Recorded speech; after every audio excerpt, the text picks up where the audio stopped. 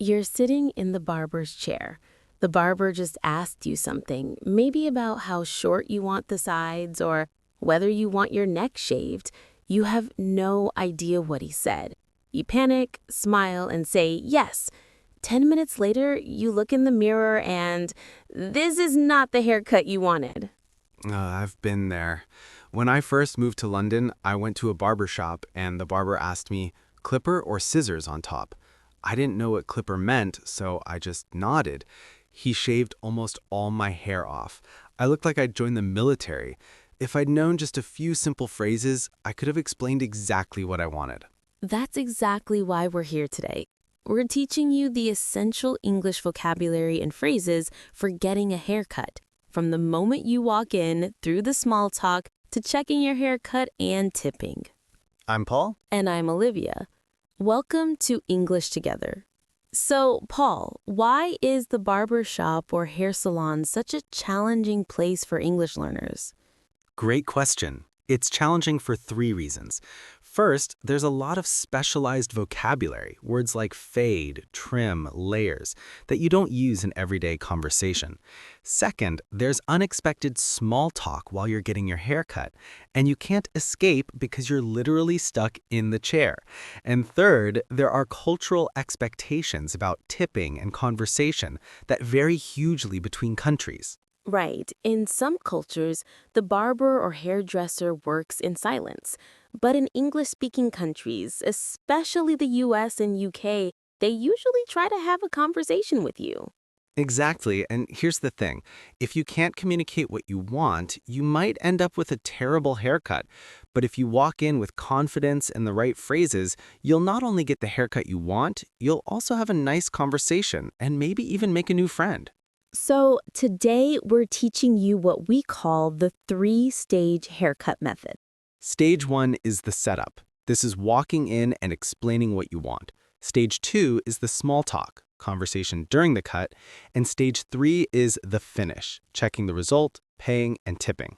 In the next 17 minutes, you'll learn over 30 phrases organized by these three stages, plus the cultural rules for tipping and small talk. Let's start with Stage 1. Stage 1, the setup. This begins the moment you walk in. In most barber shops and salons, you'll need to either check in or wait your turn. Here are the most common phrases you'll hear. When you walk in, the receptionist or barber might say, "Do you have an appointment?" Or, "Are you here for a walk-in?" A walk-in means you didn't make an appointment. You just walked in and you're hoping they have time for you. If you don't have an appointment, you can say, "I don't have an appointment. Do you have any availability?" Or simply, "I'm here for a walk-in." What if they ask, how long is the wait? They might say, "It'll be about 15 minutes," or "We can take you right now." If you're willing to wait, just say, "That's fine, I'll wait," or "No problem." Okay, so now you're in the chair. This is the most important moment, explaining what you want. Paul, I think this is where most learners freeze up, right? Absolutely. And here's what you need to understand. There's no shame in being specific. Even native speakers bring in photos on their phones to show their barber exactly what they want. In fact, the more specific you are, the more professional you sound. So what are the key phrases? Let's start with the basics. The barber will usually ask, "What are we doing today?" Or, "How would you like it cut?" Here are your options for responding. If you want just a little cut off, say, just a trim, please, or I'd like a trim. A trim means cutting off a small amount, maybe half an inch or 1 centimeter. If you want more cut off, you can be specific. Take off about an inch or take off about 2 centimeters. What about the sides? I always hear people talking about the sides. Good question. For the sides and back, you have a few options. You can say short on the sides and back, or keep the sides short. If you want a more modern style, you might say, "I'd like a fade." Okay, what's a fade? A fade is when the hair gradually gets shorter as it goes down toward your neck. It's a very popular style. You can also say, "I'd like a taper." That's similar to a fade, but less dramatic. What if you want the top longer? You'd say, "Leave the top long," or keep some length on top. You can also be specific, about 3 inches on top, or long enough to style. And what if you're not sure and you just want the barber to decide? Here's a professional phrase. What would you recommend? Or what do you think would suit me? Barbers appreciate this because it shows you trust their expertise. I love that. Now, here's my awkward story about explaining what I wanted. When I was in New York, I went to a salon and I wanted layers in my hair. That's when different sections are cut to different lengths to create volume. But I didn't know the word layers, so I tried to explain it with my hands. I said, "Can you make it different here and here?" The stylist looked so confused. She had no idea what I meant. Finally, she asked, "Do you mean layers?" And I said, "Yes, that's the word." That's such a common experience, and that's exactly why we're teaching you this vocabulary. Let me give you a few more essential words for men's haircuts. Sideburns, that's the hair in front of your ears. The barber might ask, "Do you want me to trim your sideburns?" What about the neck? They might ask, "Would you like your neck shaved, or do you want me to clean up your neck?" You can say, "Yes, please," or "No, that's okay." And for facial hair? If you have a beard or mustache, they might ask, "Do you want me to trim your beard?" You can say, "Just a light trim," or "Keep the shape, just neaten it up." Okay, I think we need to pause here for a second because we've just given you a lot of vocabulary. But here's the thing. If you don't practice saying these phrases out loud, they won't come naturally when you're actually in the barber's chair. So right now, we want you to practice one phrase with us. Ready? Say this. "Just a trim, please. Short on the sides and leave the top long." Go ahead. Say it out loud right now, even if you're alone. We'll wait. Did you do it? If you said it out loud, you're already ahead of 90% of learners. That's how you build muscle memory for these phrases. Okay, so now we're moving to stage 2, the small talk. Paul, this is the part that makes a lot of learners anxious. I know. You're sitting in the chair, the barber is cutting your hair, and suddenly they start asking you questions. In some cultures, this might feel strange. You might be used to the barber working in silence, but in the US, UK, Canada, and Australia, small talk during a haircut is completely normal. In fact, it's expected. What kind of questions do they usually ask? The most common questions are, "So, what do you do?" That means, "What's your job?" Or, "Do you have any plans for the weekend?" Or, "Have you been busy?" They might also ask, "Have you been here before?" if they don't recognize you. Those are pretty simple questions, but what if you don't want to have a long conversation? Maybe you're tired or your English isn't feeling strong that day. Great point. And here's some good news. There's no rule that says you have to have a long conversation. You can give short, polite answers. For example, if they ask, "What do you do?"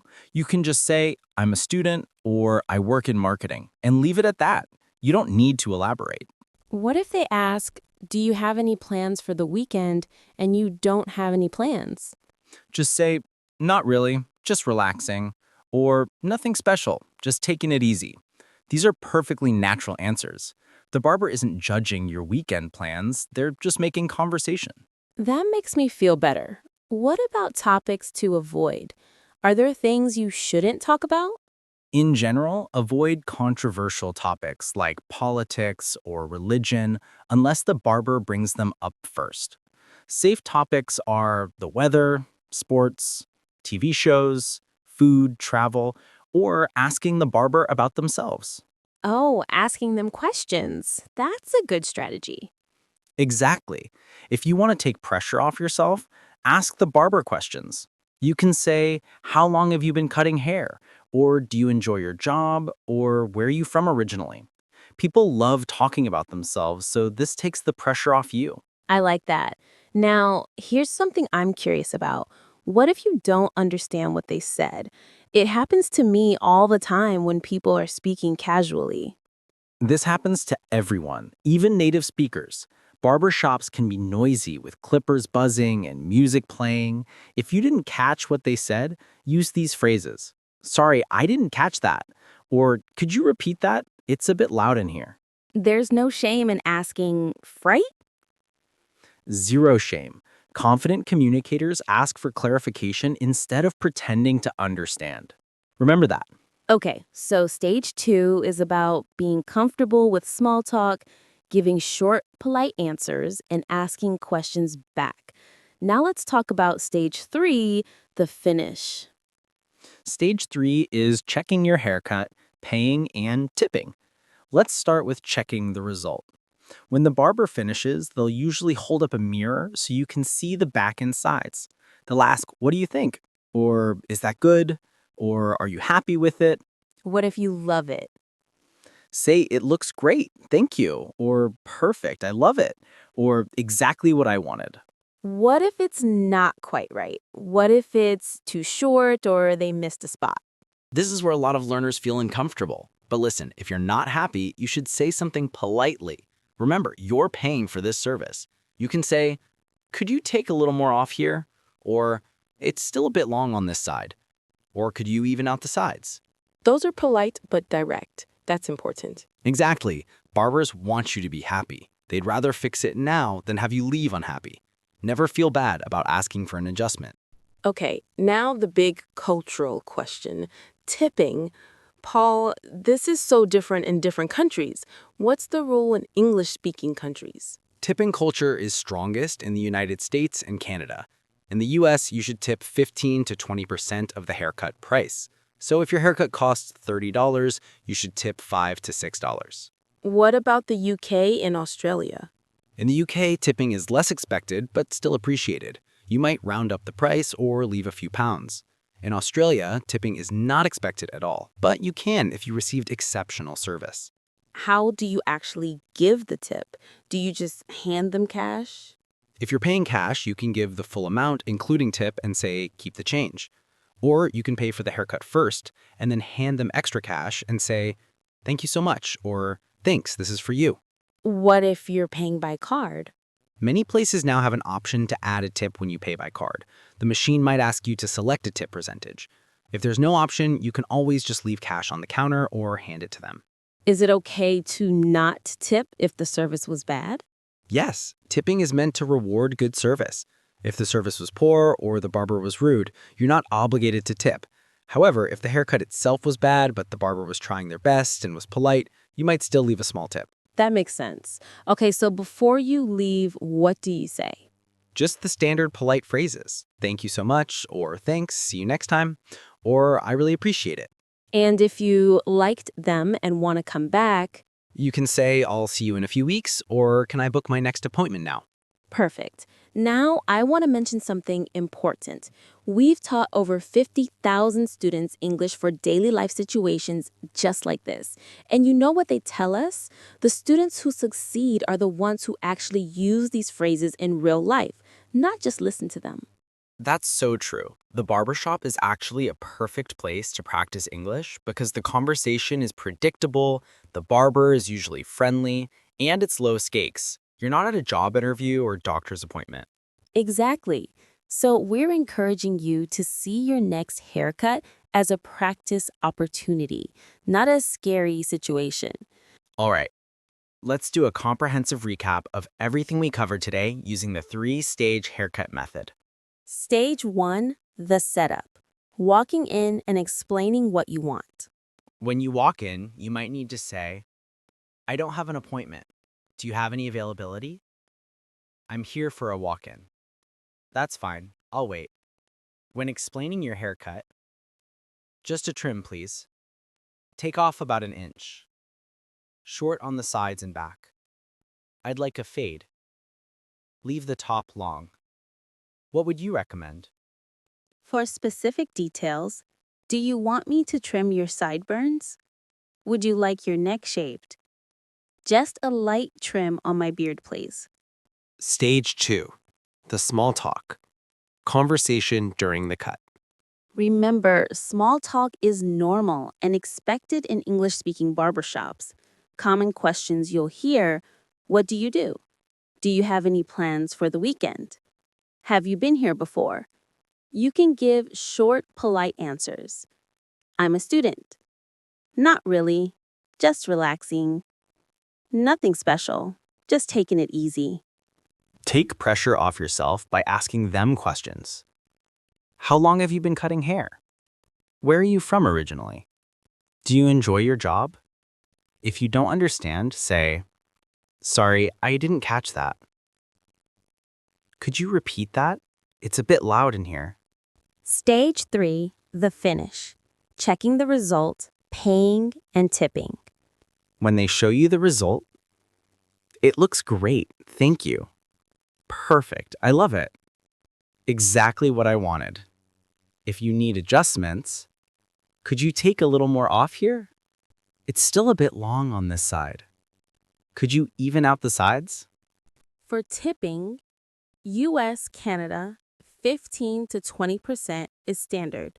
UK, rounding up, or a few pounds. Australia, not expected, but appreciated.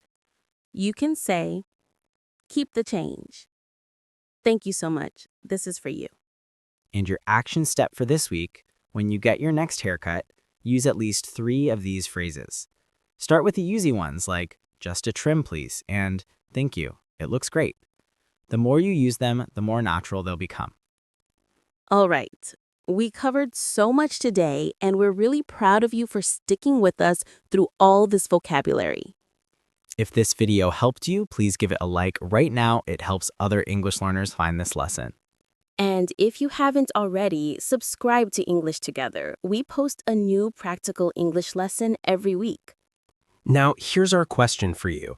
Have you ever had a funny or awkward moment at a barbershop or hair salon because of a language barrier? Maybe you accidentally asked for the wrong haircut, or maybe you didn't understand what they were asking and ended up with a surprise style. Tell us your story in the comments. Paul told you about his accidental military haircut in London, and I shared my layers confusion in New York. Now it's your turn. We read every comment, and we'll reply to as many as we can. Plus, your story will help other learners feel less alone. Remember, getting a haircut is just a conversation with a friendly person who wants you to look good.